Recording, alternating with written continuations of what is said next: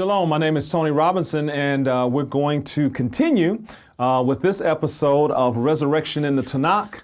And you remember the last time when we left off, I wanted to cut things a little short because I wanted to make sure that we can make a clean break into this next section. And so what I want to do now is I want to look at the phrase 3 days and 3 nights, okay? The phrase 3 days and 3 nights. Now, you remember earlier when I said I wanted to look at the number of literal bodily resurrections by a prophet in the Tanakh.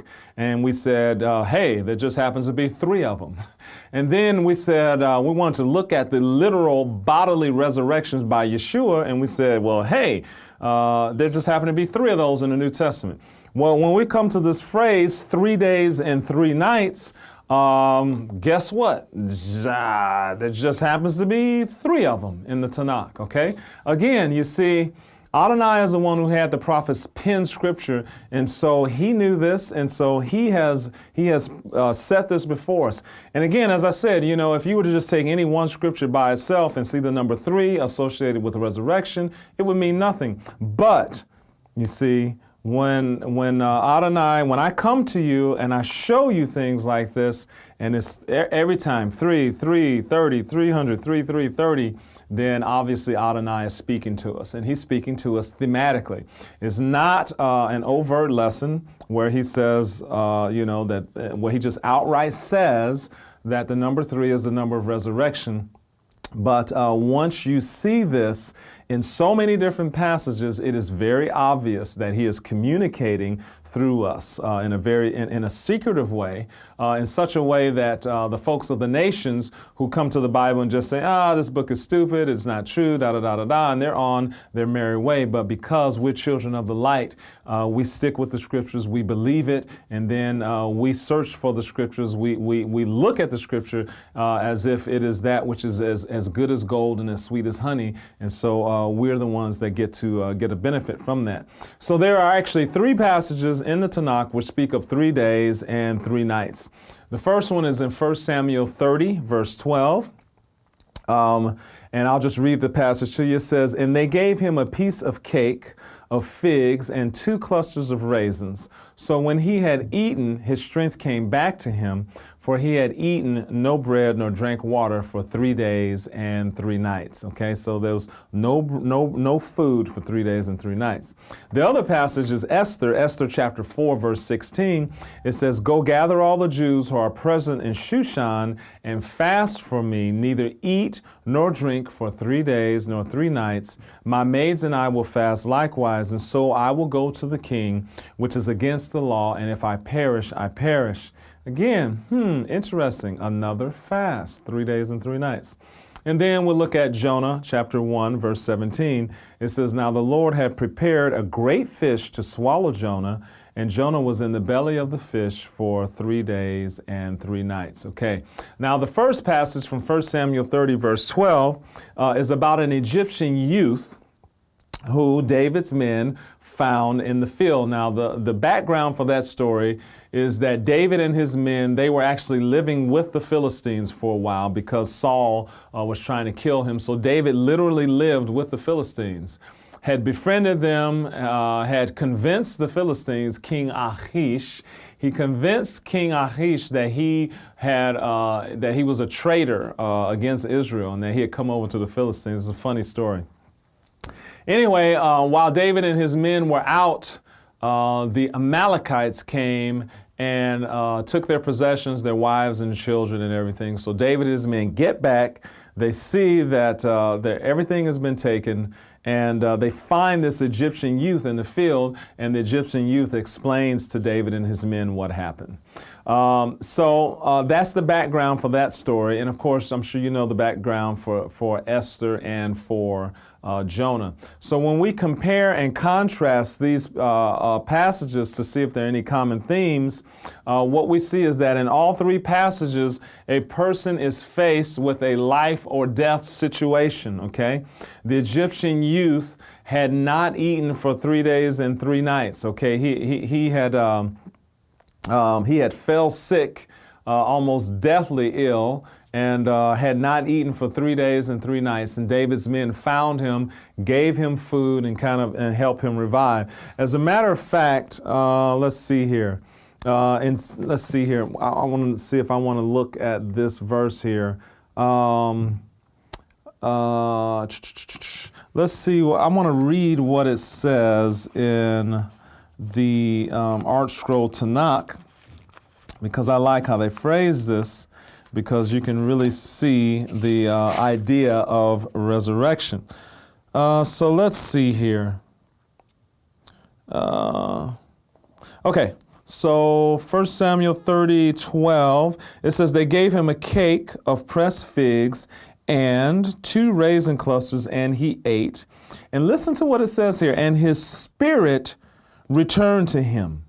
His spirit returned to him, for he had not eaten nor drank for 3 days and 3 nights. Now, do you see how this hints at death? I mean, it says his spirit returned to him. Well, if his spirit returned to him, that means his spirit must have left him. And if your spirit leaves you, that means you died. Okay? Now, of course, we understand that he did not literally die. And we understand that this is figurative language where it says his spirit returned to him. But you get the idea of a revival or a resurrection because his spirit returned to him. So it clearly hints at resurrection, okay? So this text paints a picture of death and resurrection, and we have to notice the language of the 3 days and the 3 nights.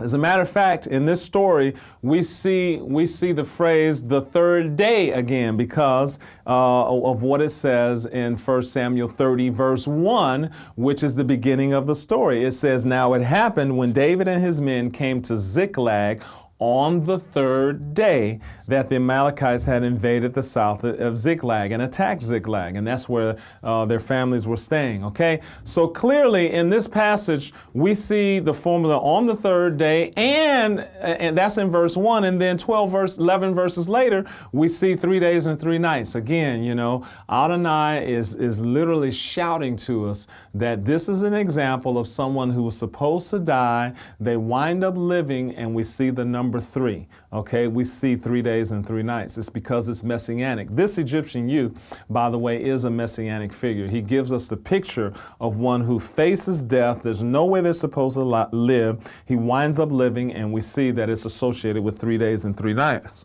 With Esther, we're also presented with a life-death situation. It's a little different.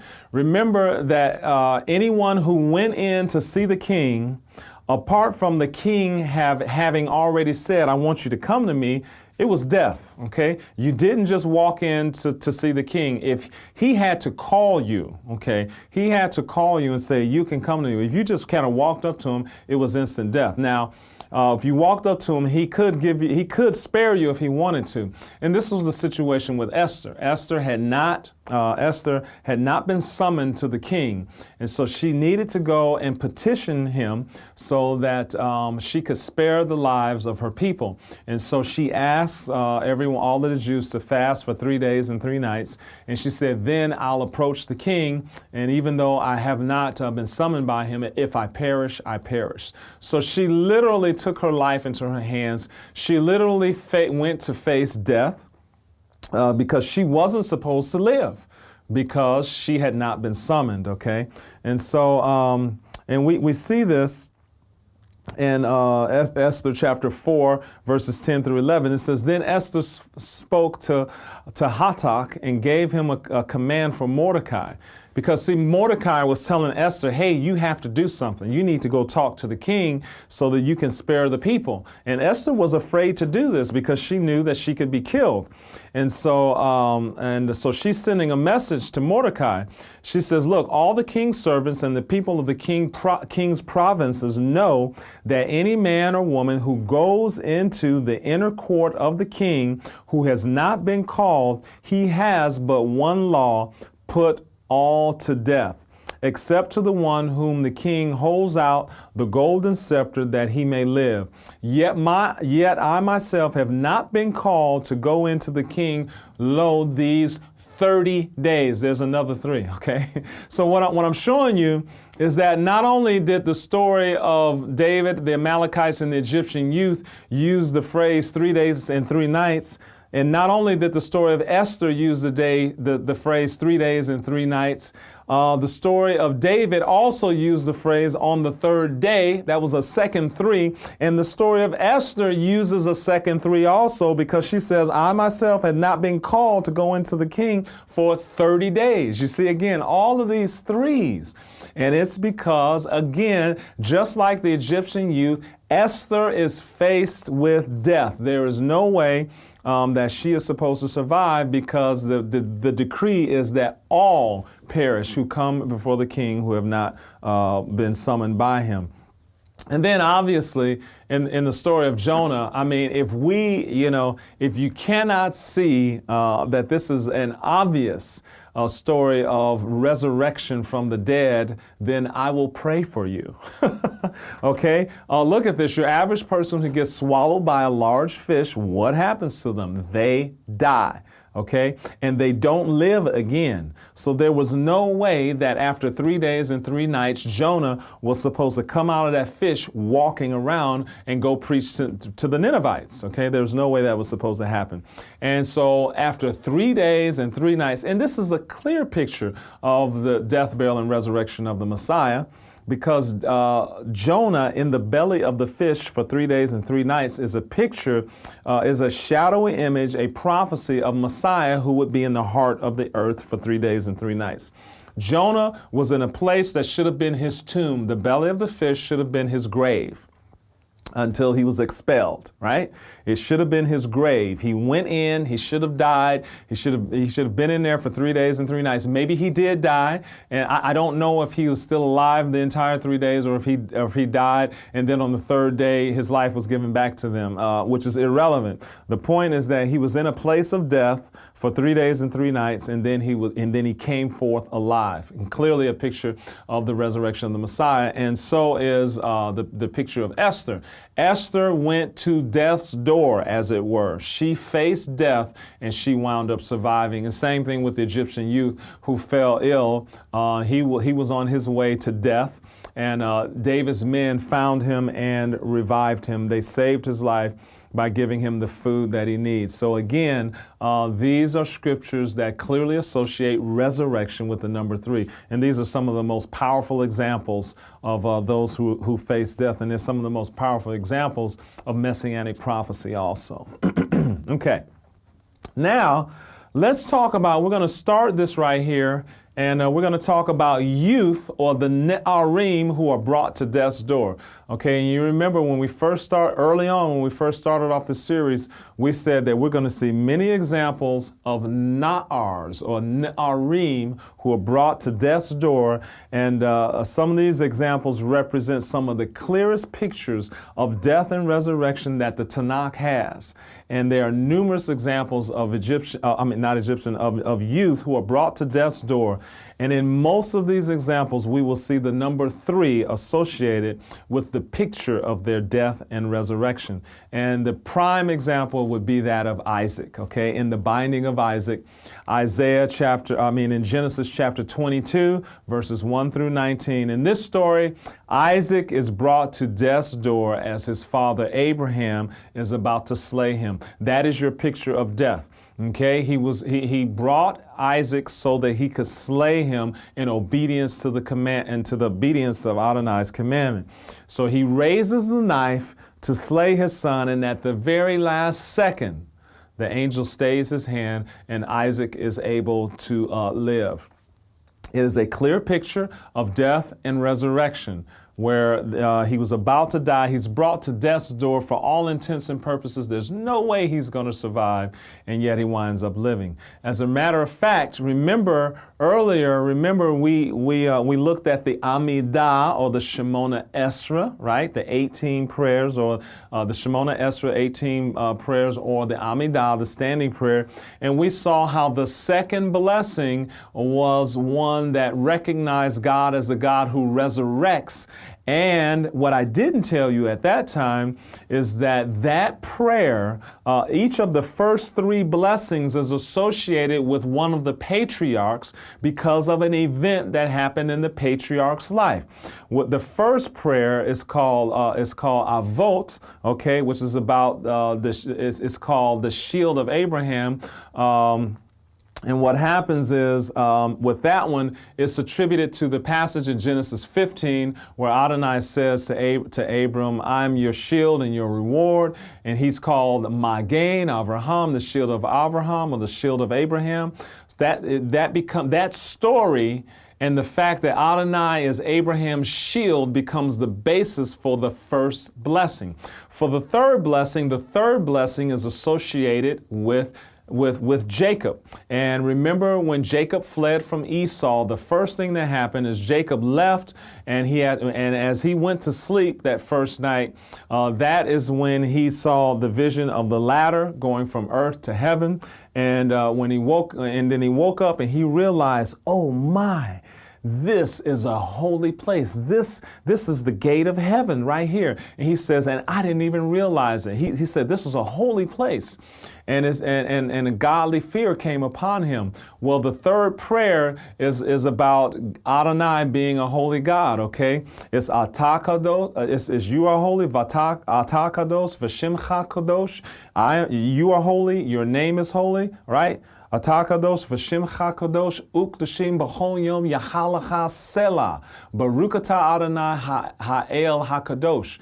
You are holy, your name is holy, and holy ones praise you all day long. Blessed are you, the holy God. That prayer is associated with Jacob because of the event of when he left Canaan and he saw the vision of the ladder and realized that he was in a holy place. The second prayer of the Amidah, or the Shemona Esra, is attributed to Isaac. And the story, and remember that second prayer is all about resurrection from the dead.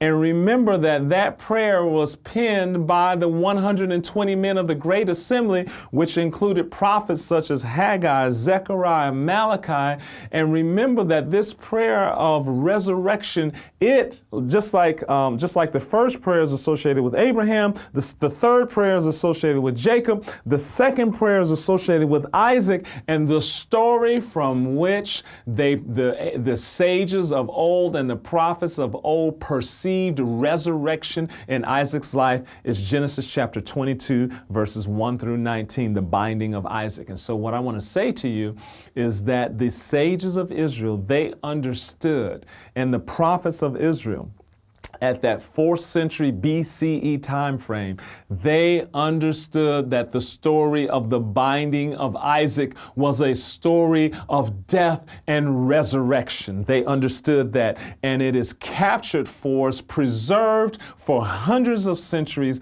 in the Amidah prayer, the second blessing called Gevurot, or the power, right? Because Adonai has the power to resuscitate the dead, and they gain this understanding from the story of the binding of Isaac in Genesis chapter 22. And where does the number 3 occur in this story? The number 3 occurs because it took Abraham and Isaac 3 days to find Mount Moriah. And so there's the 3 in that story. So again, see, these are beautiful. And not only this, but see, some people would say, well, how come the Jewish people don't see this? They have seen it. The prophets of old saw it. Many of the Jewish people today do not see this, and it's mainly because a part of it is because of Christianity and the persecution of Jewish people by Christians over the centuries. And so this whole idea of resurrection on day 3 is anathema to them. And so that right there keeps many Jewish people from seeing this unless this truth is presented to them the way we're doing it here, where we're giving you an abundance of example after example of how the Scripture teaches this. We also have the example of Ishmael's near death one chapter before in Genesis 21, 8 through 21. This story relates how Ishmael almost died in the desert after being banished by Abraham. Ishmael was also brought to death's door as he almost died from lack of food and water, right? But he was saved from death when the angel appeared and showed his mother the well of water. Now, the number 3 doesn't appear in this story, but if we had time, we could do this. The story of Ishmael's near-death experience is told in parallel with the story of Isaac's near-death and the binding of Isaac. And in other words, as you go through these two stories, there are perfect thematic connections that as you go through the story, there are themes that repeat in both stories in the exact same order. And so again, the number 3 is not in the story of Ishmael. All right, now, what about Joseph's stay in the pit, right? Remember, anytime anyone goes into a pit or a prison is a picture of death. This is in Genesis 37:12, verses 12 through 36. Joseph was thrown into a pit by his brothers, and like I said, we've already seen that the pit is a picture of death. And immediately, now this is beautiful here, so we're going to take our time and end the last few minutes with this story right here. Now, they throw him into the pit, right? Now, immediately after they throw him into the pit, it says that Ishmaelite traders, that they happened upon the scene and that they were bringing spices. That they were bringing spices to go trade in Egypt. Now, one of the spices that they were bringing was myrrh. Now, what is myrrh used for? We know from the New Testament, and especially in Yeshua's example, that myrrh is a burial spice, right? It's a burial spice. Now, look at the picture. Again, remember the Tanakh teaches with pictures. It doesn't explain things to you. You see these things acted out. Now, I told you in a previous teaching on resurrection in the Tanakh that when Joseph went into the pit, that it was a picture of his death. When his brothers threw him into the pit, that it was a picture of his death. We substantiated that truth by showing that after he is thrown into the pit, his father thinks he's dead. 20 years later, his brothers think he's dead. Everybody thinks he's dead. Because when he went into the pit, it was a picture of his death. Now get this. As soon as they throw him into the pit, here come the Ishmaelites. Right? The Ishmaelites come and they've got myrrh, and myrrh is a burial spice. Is this a coincidence? Is it a coincidence that Joseph goes into the pit, and as soon as he goes into the pit, Ishmaelites come with a burial spice, as if it were that they were bringing the burial spice for his death, that he just died by going into the pit. And that's exactly the picture that's being painted.